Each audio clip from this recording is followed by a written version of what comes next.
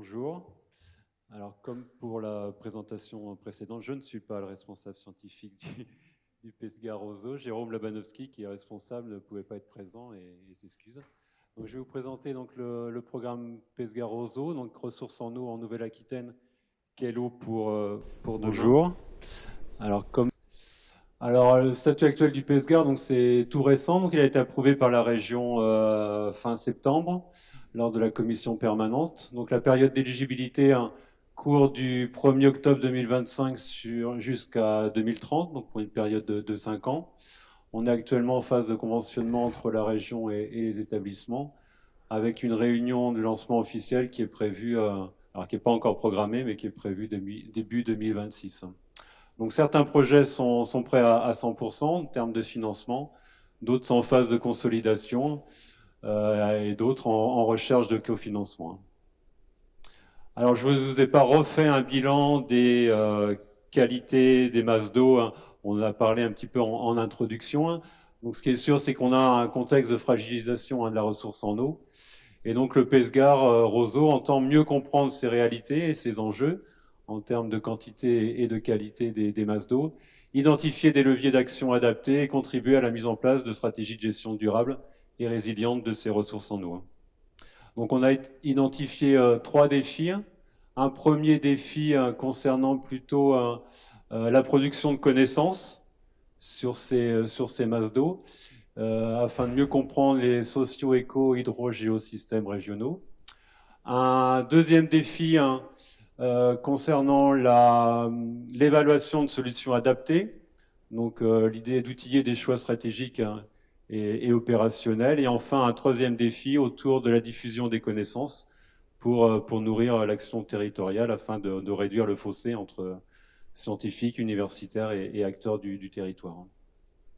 Donc voici la structuration de ce PESGA Roseau où on retrouve nos 3 défis, connaissance, solution, action et diffusion. Et puis suite à l'appel à projet qui a été mené, on a catégorisé ces différents projets en 4 axes disciplinaires.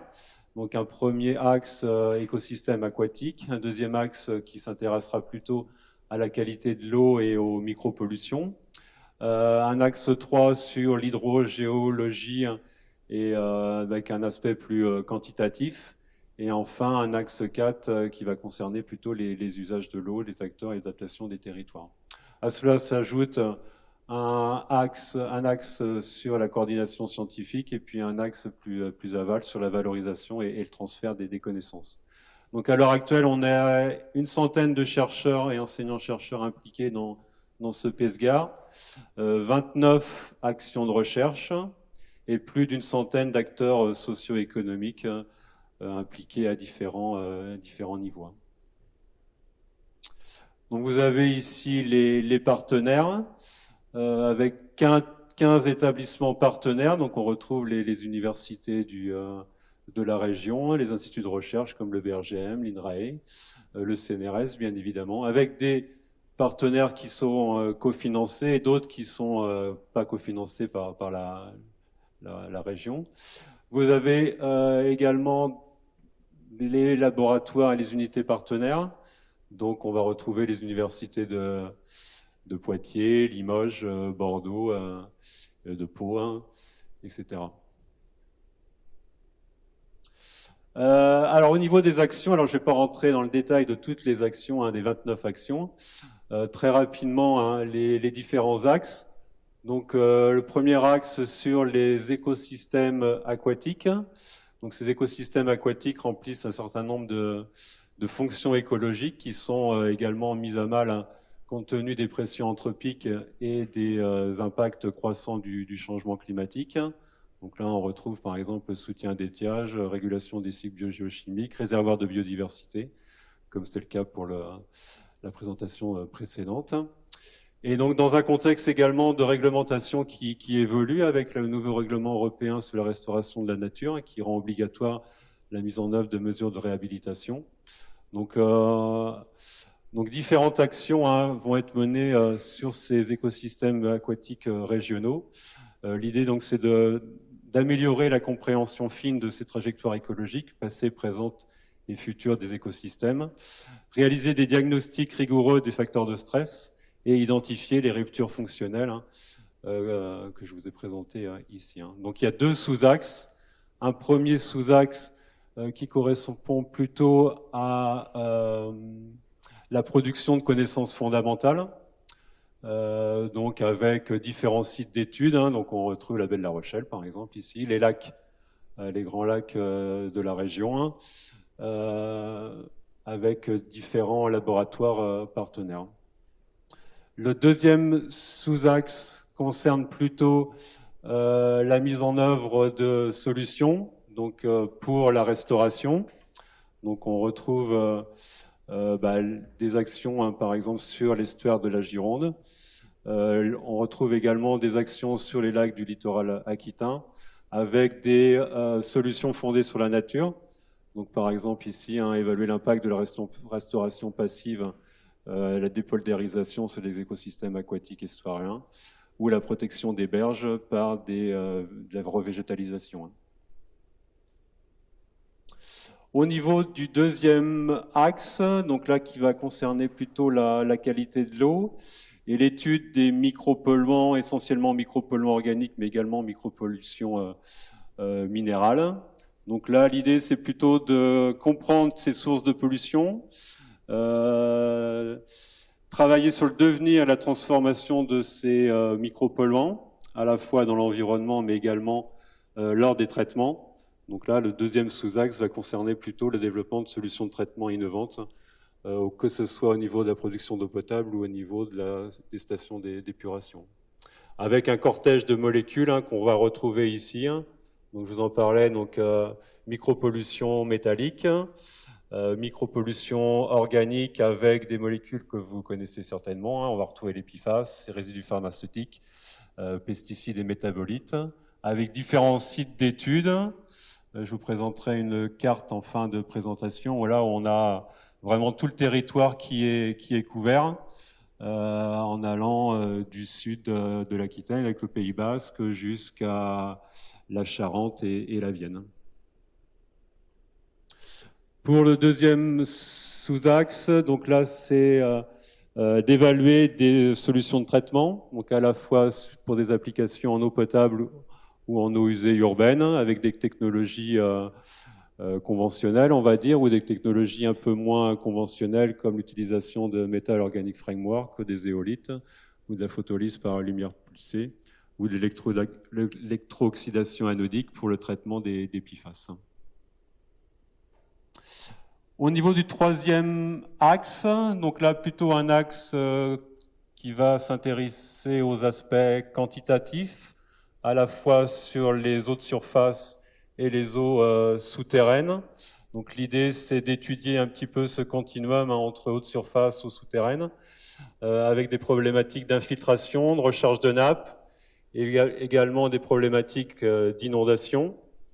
Donc là, l'idée, c'est de mieux comprendre le fonctionnement de ces hydrosystèmes souterrains et de surface, ainsi que leur interaction, et aussi donc de développer des solutions et des outils pour anticiper ces problèmes, soit de stress hydrique, soit au contraire d'inondation.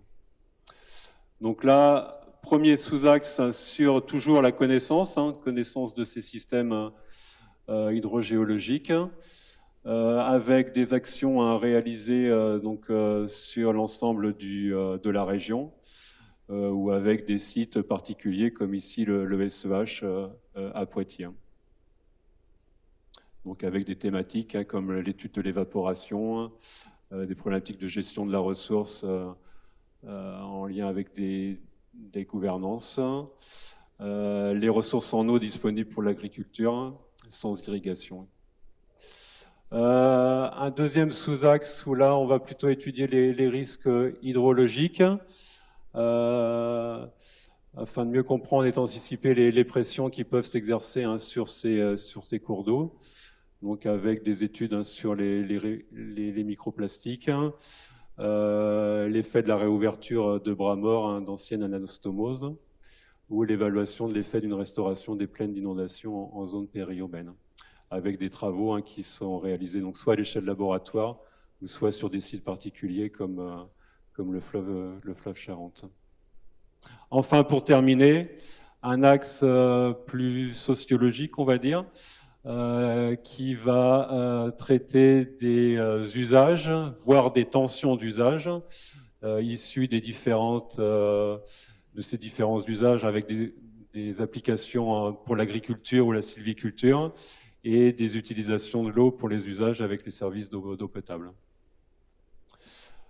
Donc là, le sous-axe, premier sous-axe qui va concerner plutôt l'adaptation des activités productives, avec un focus important sur tout ce qui est agriculture et sylviculture, qui est, comme ça a été dit lors de l'introduction, important pour la région Nouvelle-Aquitaine.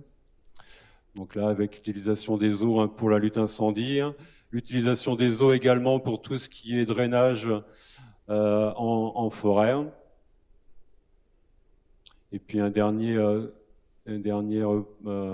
projet ici en lien avec l'agriculture et les problématiques de stress hydrique au niveau de l'agriculture.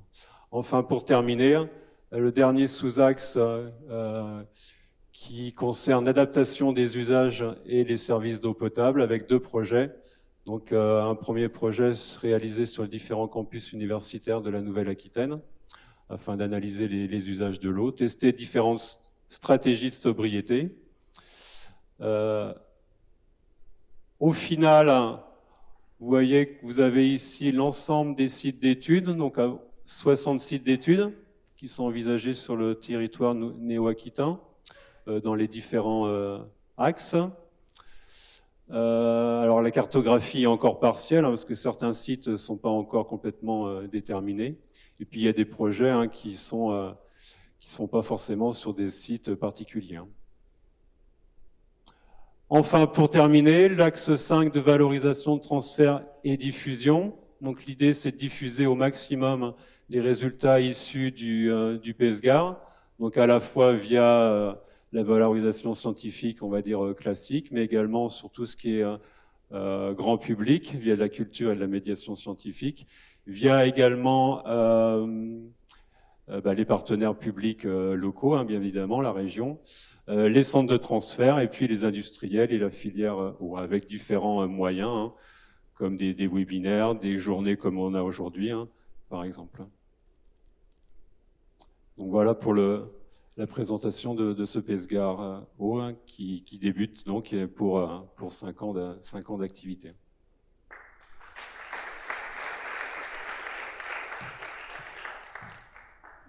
On va avoir le temps de prendre une seule question. Oui.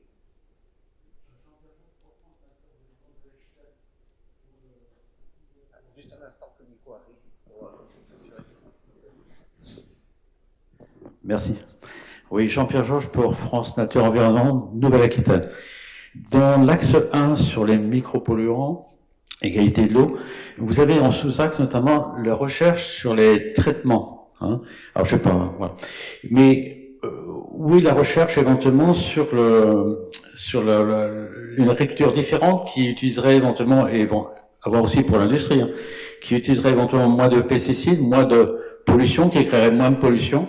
Ça serait comme un axe intéressant parce que s'attaquer au traitement de l'eau, c'est s'attaquer aux conséquences, c'est pas forcément aux causes. Est-ce que ça apparaît j'ai pas vu ailleurs dans ce que vous avez présenté, mais c'est très synthétique comme présentation, donc. Alors effectivement, c'est une question assez récurrente, c'est une remarque récurrente. Après, ça va concerner plus des domaines particuliers comme l'agriculture. Ou alors des domaines plus particuliers pour de l'industrie, où là, il y a des solutions alternatives qui sont développées. Mais ça s'écarte au final du domaine de l'eau, même si l'eau, ça va être une conséquence, effectivement. Mais on travaille, c'est vrai, chez nous, sur des biocides alternatifs aux pesticides classiques.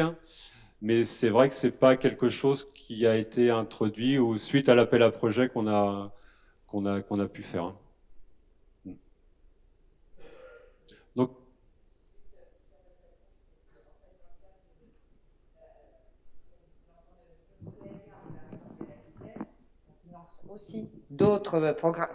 on finance aussi d'autres programmes de scientifiques de grande ambition régionale, dont un sur l'évolution agroécologique de l'agriculture en Nouvelle-Aquitaine. Donc c'est pas traité ici, parce que c'est traité aussi dans un autre programme. Mais effectivement, il y a un continuum, comme il y en a un autre sur l'énergie, comme il y en a, voilà. Bien, merci Hervé. On va passer donc à la suite des présentations.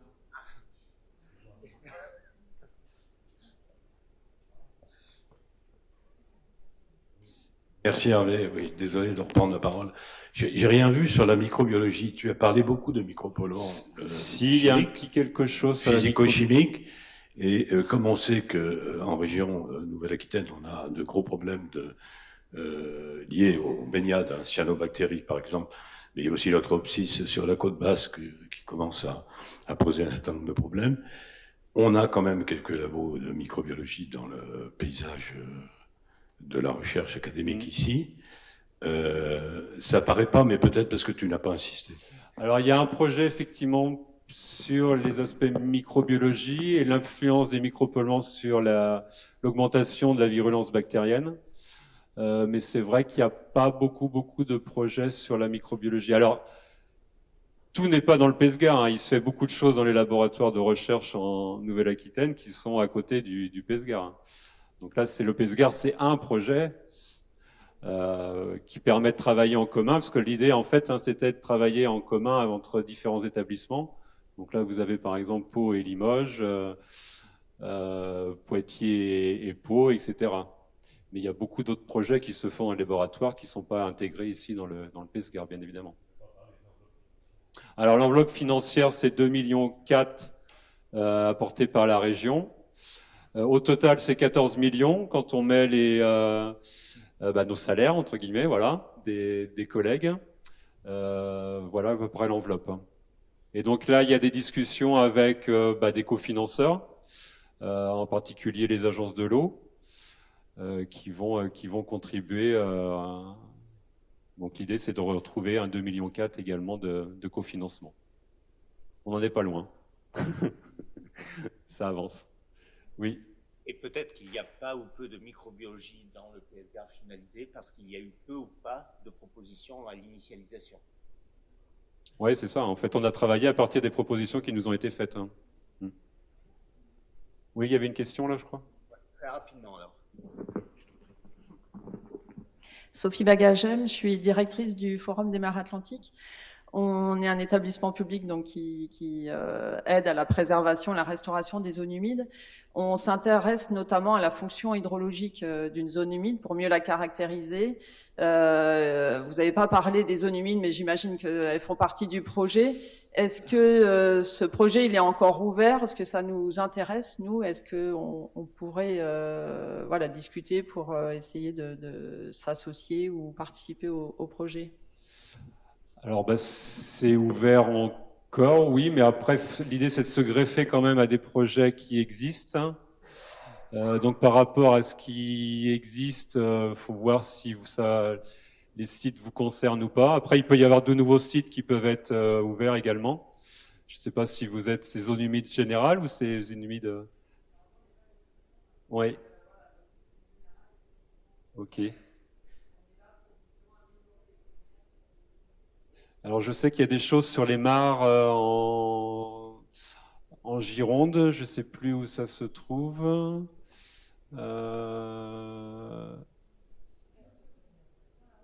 C'est celui-ci. Là, c'est les écosystèmes aquatiques estuariens, donc sur l'estuaire de la Gironde. Là, vous avez les berges de courses d'eau sur les lacs littoraux. Donc effectivement, il y a beaucoup de zones humides, oui. En particulier sur l'axe 1. Oui. Peut-être que ça pourrait être l'objet d'une journée thématique du réseau. Oui. Si c'est pas directement dans le PSGAR. Vous serez invité à la réunion, à la première réunion de mise en place du PSGAR.